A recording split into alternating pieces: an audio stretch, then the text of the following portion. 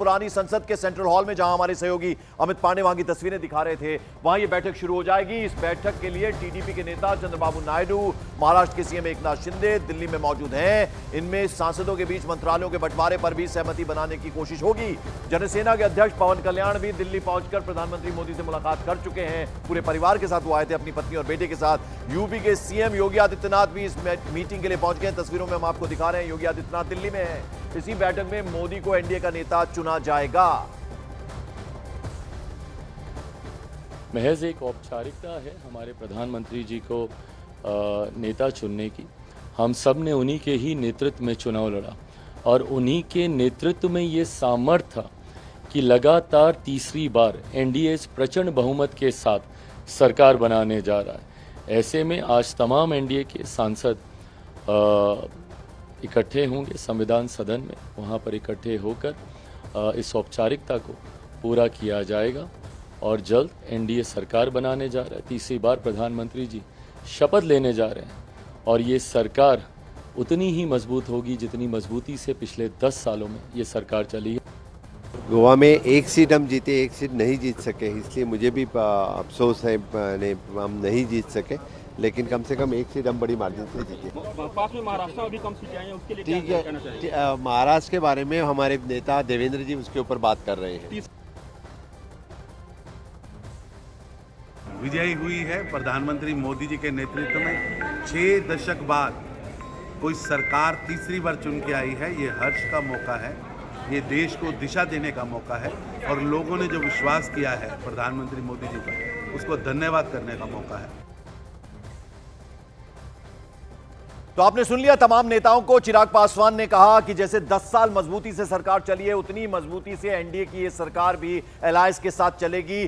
गोवा के सीएम प्रमोद सावंत को आपने सुना, उन्होंने कहा एक seat south Goa, north Goa 2 सीटें हैं, 1 सीट जीते हैं, लेकिन उन्होंने कहा कि शानदार तरीके से ये सरकार काम करेगी। ऐसे ही नेताओं की बातचीत हम आपको सुनवाते रहेंगे। अमित पांडे इस वक्त मौजूद है, पार्लियामेंट में ही इस वक्त वो मौजूद हैं।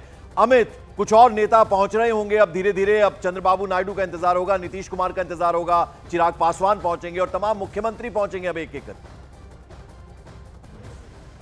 जी बिल्कुल, मुख्यमंत्रियों के पहुंचने का सिलसिला लगातार जारी है। हमने मध्य प्रदेश के डिप्टी सीएम, मध्य प्रदेश के पूर्व सीएम शिवराज सिंह चौहान, इसके अलावा गोवा के सीएम से हमने बात की और इसी तरीके से तो देखिए इस गेट से, फैसिलिटी गेट से जो सांसद हैं उनके आने का सिलसिला यहाँ पर जारी है।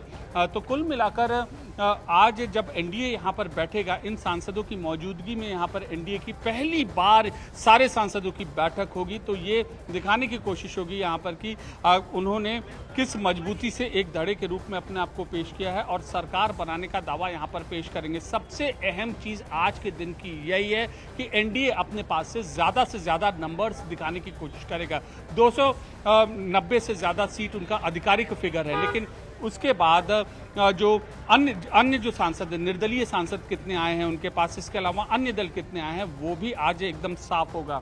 और कुल मिलाकर पीएम मोदी के ही नेतृत्व में कैसे सांसदों ने लड़ाया, कैसे सांसदों ने अपना चुनाव जीता है, ये पूरी चीज़ यहाँ पर दिखाने की यहाँ पर कोशिश की जाए। देखिए लगातार ये सांसद आ रहे हैं, ये बड़ी बेहद खास तस्वीरें हैं।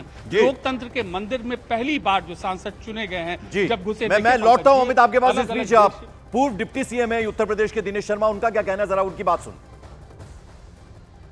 आज पूरे भारतवर्ष में उनकी स्वीकारता बढ़ी है। मैं इसलिए कह रहा हूं कि पहले लोग नॉर्थ की पार्टी बोलते थे, अब साउथ में भी एक व्यापक जनाधार भारतीय जनता पार्टी का बढ़ा है।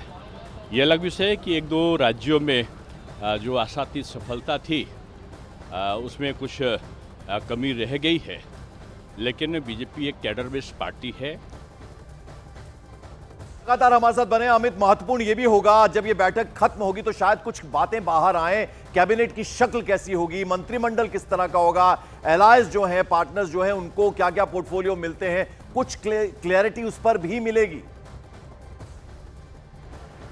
देखिए पंकज, हमने अपने मोदी सरकार की कार्यशैली को हमने देखा है। जो हम सोचते हैं शायद पहले से ही तय हो चुका है। तो 24 घंटे से भी ज़्यादा वक्त हो चुका है जब एनडीए के शीर्ष नेताओं की बैठक हो चुकी है और इसके बाद अब हम यहाँ पर बात कर रहे हैं। तो पर्दे के पीछे इन 2 रातों में बहुत कुछ यहाँ पर तय हो चुका है। देखिए एक और सांसद है।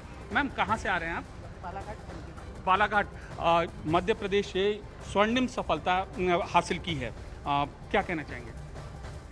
पूरे देश में मध्य प्रदेश ऐसा है उसने इतिहास रचा है। पूरे 29 के 29 सीट लाकर मोदी जी के लिए यह साबित हो गया है कि मध्य प्रदेश की जनता मोदी जी के कार्यों से प्रभावित है और 10 साल का जो कार्यकाल रहा है, इसीलिए जनता ने मोदी जी को आशीर्वाद दिया। शुभ नाम आपका? भारती पारदी बालाघाट से। तो भारती पारदी बालाघाट से ये सांसद थी और मध्य प्रदेश ये वो राज्य था जिसने मोदी सरकार को वापस लाने में एनडीए सरकार को अहम भूमिका निभाई थी। 29 में से 29 सीट हासिल की थी। और अब जहां तक तो मंत्रिमंडल की आप जो बात कर रहे थे, काफी कुछ फाइनल हो गया होगा और अब जो बातचीत है, चुनौती इनके सामने यही है कि सहयोगी जो बातें करें उनको संतुष्ट करते हुए वो बात आगे बढ़ाएं। बिल्कुल। और अमित, ऐसे में बेहद महत्वपूर्ण हो जाता है, कुछ प्रेशर कम होता है, क्योंकि चिराग पासवान ने खुद से ये बात कही। उन्होंने कहा कि हमें कुछ नहीं चाहिए, हमारी कोई डिमांड नहीं है, तो कम से कम ये दबाव कम होता है थोड़ा। देखिए, ये चिराग पासवान ने कहा है हमें कुछ नहीं चाहिए, लेकिन इच्छा उनकी रेल मंत्रालय की है, उनके पिताजी की तरह। नीतीश कुमार ने कहा है कि हमने समर्थन दे दिया है, लेकिन इच्छा अंदर से उनकी भी रेल मंत्रालय की है। चंद्रबाबू नायडू ने कहा wait, we will tell you in the future course of time, लेकिन इच्छा उनकी जो स्पीकर के पद की है, इसके अलावा संयोजक के पद की है। लेकिन वो टाइम आज ही का है। आज अब से कुछ देर बाद, जैसा कि लगातार न्यूज 18 इंडिया पर हम आपको बता रहे, 11 बजे संसदीय दल की बैठक एनडीए की शुरू होगी। नरेंद्र मोदी को नेता चुना जाएगा। जेपी नड्डा बीजेपी अध्यक्ष उसका प्रस्ताव रखेंगे और फिर सबकी सहमति उसके लिए होगी। और ये तमाम जो हलचल है उस पर हमारी नजर लगातार बनी हुई है। इस बीच बता दें, महाराष्ट्र में सियासी हलचल के बीच एनसीपी नेता अजित पवार ने एनडीए की नई सरकार के 5 साल का कार्यकाल पूरा करने का दावा कर दिया। उन्होंने कहा हमारे पास करीब 300 सीटें हैं और हम अच्छी तरह से ये पूरा 5 साल का कार्यकाल पूरा करेंगे। अजित पवार ने कहा, जरा सुनते हैं क्या कहा उन्होंने। 300 करीबन लोग हैं तो पूरा तो जरूर करेगी ना, 100% पूरा करेगी। सहयोगी जिस तरह से मांग कर रहे हैं सीटों की, क्या ऐसा कुछ नहीं है, ये खाली न्यूज है, सब ठीक ठाक होने वाला है, आप फिक्र मत करो। तो सब कुछ ठीक रहने वाला है, आप फिक्र मत करो, अजित पवार ये कह रहे हैं। हालांकि उनका जो दल है अपना, उसमें कुछ बेचैनी जरूर देखने को मिल रही है, कुछ खबरें आ रही हैं। इस बीच 3 तस्वीरें आपको दिखा रहे हैं। कुछ ही देर में एनडीए की बैठक, पार्लियामेंट हाउस का जो ओल्ड पार्लियामेंट का जो सेंट्रल हॉल है, वहां पर यह संसदीय दल की बैठक होगी एनडीए की। योगी आदित्यनाथ को आप देख रहे हैं। हालांकि झटका जरूर लगा है बीजेपी को, खासतौर पर उत्तर प्रदेश की हम बात करें, लेकिन पहुंचे हैं वो भी।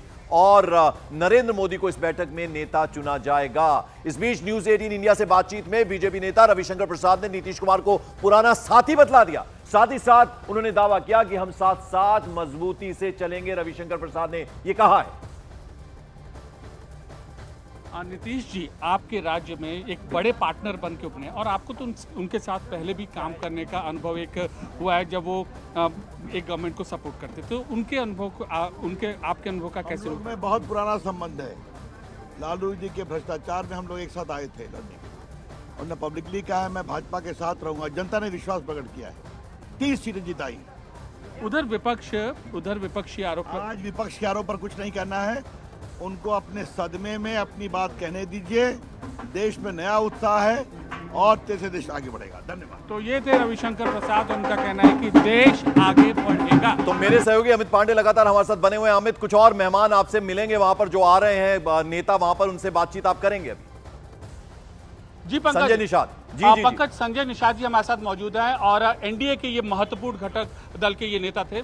यूपी में आज तो एनडीए की अभी बैठक है, यूपी में आधे हो गए आप। देखिए, तो हार जीत जो है राजनीति का एक हिस्सा है। हम लोग देश जीते हैं, फिर से प्रधानमंत्री बनाना था, एनडीए के साथ आए थे, फिर बनाए और उनको धन्यवाद देने आए। वो विचार किया जाएगा, जो कमी हो उसे सुधार किया जाएगा।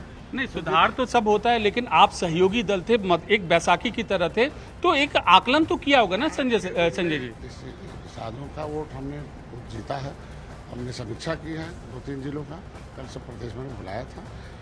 लेकिन जो नैरेटिव सेट किया था विपक्ष ने और शार्ट टाइम में झूठ बोलकर लोगों को गुमराह करके, भ्रम में पैदा करके और एडिट करके वीडियो प्रधानमंत्री और गृह मंत्री का डाल के लोगों को किया। और हम लोग अमित, जरा पूछिए, 80 सीटों की बात तो इन्होंने भी की थी, उसको जनता तक पहुंचाने में नाकाम और उसको सुधार किया जाएगा। 80 सीटों की बात आपने भी की थी और आप तो शुरू से बीजेपी के सहयोगी, चूक कहाँ हुई? देखिए, सुनिए, आपने एक संगठन स्तर पे, समन्वय स्तर पे काम किया था, इस चुनाव में चूक कहाँ हुई? एक सीधा सवाल बताइए। देखिए, अब उस समीक्षा का विषय है, जहाँ गलती हुई उसे सुधार किया जाएगा। अब ऐसे तो नहीं कहा जा सकता, लेकिन इतना जरूरी है कि हम लोग अच्छे कामों पर विश्वास करते हैं और उसको हम लोग पहुंचाने में नाकामयाब रहे। अब भी पहुंचाएंगे, जीत हो जाएगी। क्या आप लोग को उतना इम्पोर्टेंस मिला था चुनाव प्रचार अभियान के दौरान? समन्वय था? लेकिन भारतीय जनता पार्टी, निषाद पार्टी एक साथ मिलकर काम की थी, तो उसमें कहीं तो कोई दिक्कत नहीं।